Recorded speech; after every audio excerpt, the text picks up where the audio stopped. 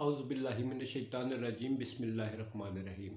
अस्सलाम वालेकुम वरहमतुल्लाहि वबरकातुहू। नाज़रीन कराम, मैं हूँ फैसल सैयद। आप मेरा यूट्यूब चैनल देख रहे हैं। उम्मीद करता हूँ आप जहाँ भी होंगे रब ताला की पनाह में आफ़ियत से होंगे। नाज़रीन कराम, इस वक्त न्यूज़ ब्रेक हुई है कि जनरल आसिम मुनीर साहब का जो नाम है उसको फ़ाइनल कर लिया गया है। उसको उसी की मंजूरी के लिए सदर साहब को जो है ये भेजा जाएगा, ये समरी भेजी जाएगी उनके अप्रूवल के लिए। अब इस पे इतनी लंबी चौड़ी जो देर की गई, जो इतनी लंबे इत्तेहादियों के साथ मशवरे, फिर इत्तेहादियों से एतमाद में लेना, जैसा कि रात को मैं अपने वीलॉग में बता चुका हूँ कि इसमें शहबाज शरीफ कहाँ फंसे हुए थे, फिर चौधरी शुजात साहब का इसमें क्या रोल है, इस पर बात करते हैं। आपको मालूम है कि जो आसिम मुनीर साहब हैं, इनकी मुद्दत मुलाजमत जो है वो ख़त्म हो जाती है जनरल बाजवा साहब की रिटायरमेंट के 2 दिन पहले, यानी 27 तारीख को। अब जो कवानीन है उसके हिसाब से जो होता है वो ये है कि जिस दिन पहले आर्मी चीफ रिटायर होते हैं उस दिन जो सीनियरिटी होती है, जो सीनियर मोस्ट होते हैं, वो आर्मी चीफ के लिए उनको नामज़द किया जाता है। गवर्नमेंट का मौक़िफ़ ये था कि जिस दिन समरी आएगी कि उस दिन जो हमें जो लिस्ट होगी उस पर जो टॉप मोस्ट सीनियर होंगे उनको तैनात किया जाएगा। अब जो समरी मौसूल हुई उस लिहाज से जनरल आसिम मुनीर ही आते हैं टॉप लिस्ट पे, जिन्होंने चंद दिन बाद रिटायर हो जाना है। अब अगर ये जो शहबाज शरीफ साहब हैं वो अगर किसी और नाम पे इस लिस्ट में से किसी और नाम को चूज़ करते, मिसाल के तौर पर 5वें या 6ठे नाम को चूज़ करते, तो ऊपर वाले सारे जनरल जो हैं वो फिर सुबकदोश हो जाते हैं। ये एक आर्मी की रवायत रही है कि जो अगर उस लिस्ट से हट के किसी को बनाया जाता है तो वो फिर जो पहले लिस्ट में होते हैं वो फिर रिज़ाइन कर जाते हैं।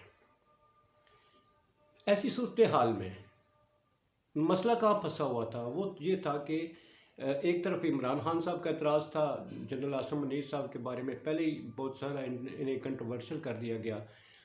फिर इनकी एफिलिएशन बताई जाती है कि जनाब जैसा कि नून लीग ने बना दिया, इन्हें कंट्रोवर्शियल बना दिया। फिर आज उधर से पीटीआई वाले जो है उनकी अपनी रिजर्वेशंस थी। रिजर्वेशंस क्या थी कि DGISI की तैनाती के सिलसिले में जब ये फैज़ हमीद थे और फिर ये भी थे, इनके नाम के ऊपर गौर किया गया, तो फिर उसमें आर्मी के साथ जो इमरान खान साहब का जो है मिसअंडरस्टैंडिंग शुरू हुई, वो उसमें जनरल आसिम मुनीर साहब भी थे।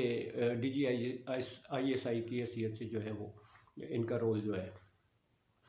अब इमरान खान साहब को क्या वो है, वो सोचते हैं कि इनके आने के बाद वो शायद इंतकामी कार्रवाइयाँ करते थे। अब जनरल आसिम मुनीर साहब जो है इनकी तैनाती के सिलसिले में रुकावट क्या थी, जैसा कि चौधरी शुजात साहब हैं वो कह चुके थे जो आर्मी की लिस्ट आएगी उसी में से आप तैनाती करेंगे, उसे हट के नहीं करेंगे।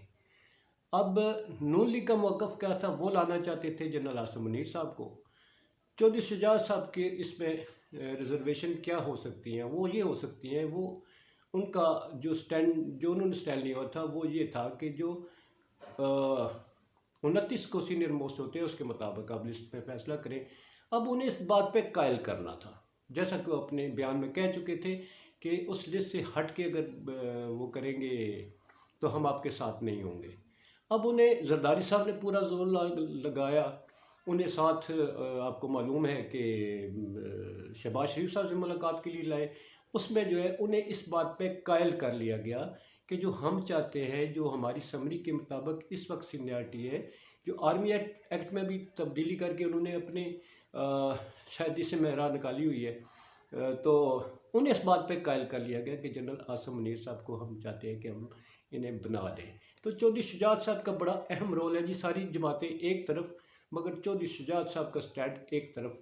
जो वो ले रहे थे उन्हें अपने मौक़िफ़ से हटा दिया गया। जरदारी साहब पता है वो कहते हैं ना, मुफाहमत के बादशाह तो कम है, वो अपने मफादात के बादशाह है, मतलब के बादशाह है। या मतलब बहुत जरदारी साहब वहाँ बस स्टैंड ले लेते हैं और वहाँ कुछ ना कुछ कर देते हैं। चौधरी शुजा साहब अब कैसे कायल हुए हो सकता है इन्होंने अपनी कोई डिमांड्स रखी हो, ठीक है जी मैं आपके साथ वो करता हूँ। सियासत के खिलाड़ी ना जी, सियासत के खिलाड़ी लेने पे चलते हैं, तो उन्हें इस बात पे कायल कर लिया गया होगा। अब ये काबीना में आज जो है तो मेरा ख्याल है इसको करके सदर को मंजूरी के लिए भेज दिया जाएगा और सदर जो है इस पे वो क्या करते हैं, इसे पेंडिंग रखते हैं या इसको अप्रूव करते हैं। इस हिस्से में चौधरी सारी जो ख्वाजा आसिफ साहब है उनका बयान आया कि उम्मीद है सदर साहब जो है वो इसमें कोई वो इसे ऐसा तरीके से इसे पेचीदा बनाने की बजाय खुश उसलूबी से इस पे इसकी मंजूरी दे देंगे। अब दूसरी तरफ पीटीआई जो है वो उनका मौक़िफ़ ये है कि इसी सीनियरिटी लिस्ट को लेके आइन के तरीक़ाकार से जो सीनियरिटी बनती है या आर्मी एक्ट में इन्होंने अपने मतलब के लिए गवर्नमेंट ने क्या किया है उसको लेके वो शायद सुप्रीम कोर्ट चले जाएंगे। एक तैनाती थी ऐसे तरीके से सर अंजाम दे दी जाती, रूल्स के मुताबिक तैनात कर दिए जाते तो वो बेहतर होता। अब पीटीआई वाले क्या सोचते हैं, वो सोचते हैं कि मुस्लिम लीग वाले जो हैं ये इसलिए लाए हैं कि ये अपने जो है मफादात, अपने जो तहफ़्फ़ुज़ात इनके, अपनी जो इनकी केसेस है ये थ्रू आर्मी चीफ इन्फ्लुएंस करके ये ख़त्म करवाएंगे और इमरान खान साहब पीटीआई को बैन करवाएंगे, इमरान खान साहब को नायल करवाएंगे अदालतों से। अब सोचने की बात यह है कि क्या नए आर्मी चीफ वो जो ये चाहते हैं वो करेंगे? क्या वो इमरान खान साहब को नाअहल करवाने के लिए अपना रोल प्ले करेंगे? क्या वो नून लीग के करप्शन के मुकदमात को ख़त्म करवाने के लिए इनकी जो बाकी इनके सिलसिले हैं क्या इनको तहफ़्फ़ुज़ देने के लिए आर्मी चीफ काम करेंगे, इनका साथ देंगे? मेरा ख्याल ऐसा नहीं होगा, ऐसा नहीं होगा।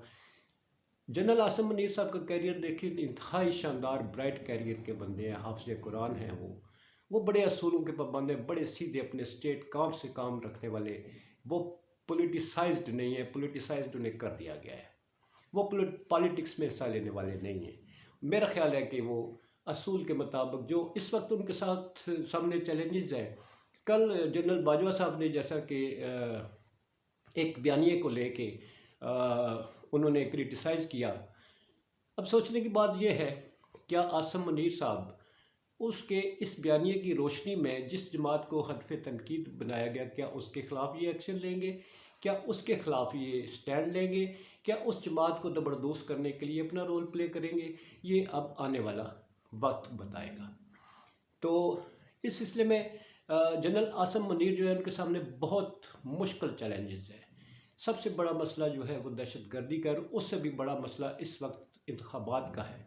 क्या वो आकर इंतखाबात को अपने जिस के इस वक्त एक बहुत बड़ा इस वक्त क्राइसिस आया हुआ है कि इलेक्शन करवाओ, क्या वो इलेक्शन करवाने में हेल्पफुल होंगे? क्या वो इंसिस्ट करेंगे गवर्नमेंट को कि इलेक्शन जैसे इस मुल्क के हालात को ठीक करने के लिए इलेक्शन वक्त से पहले करवाए? या वो जैसा कि ये कहा जा रहा था, एक तनकीद की जा रही थी कि मुस्लिम लीग की एक्सपेक्टेशन ये है, क्या वो आर्मी चीफ से ये एक्सपेक्ट करते हैं कि वो इस जैसा कि मुस्लिम लीग चाहती है इंतखाब को डिले कर दिया जाए, क्या वो इसमें इनकी मुआवनत करेंगे? या वो क्या मुस्लिम लीग जो चाहती है कि अगले इंतखाबात में हम जीते, क्या आसिम मुनीर साहब वो इनकी इस ख्वाहिश को पूरा करने में इनकी मददगार होंगे? यकीनन नहीं होंगे। अलबत्ता उनके आने से हमारी जो स्टेबिलिटी है उसमें एक रोशनी की किरण ज़रूर नज़र आती है। पहला स्टेप जो है उनकी तैनाती जो है उस सिलसिले में मुल्क में शायद माशी इस्तेहकाम की तरफ जो है पहला कदम होगा।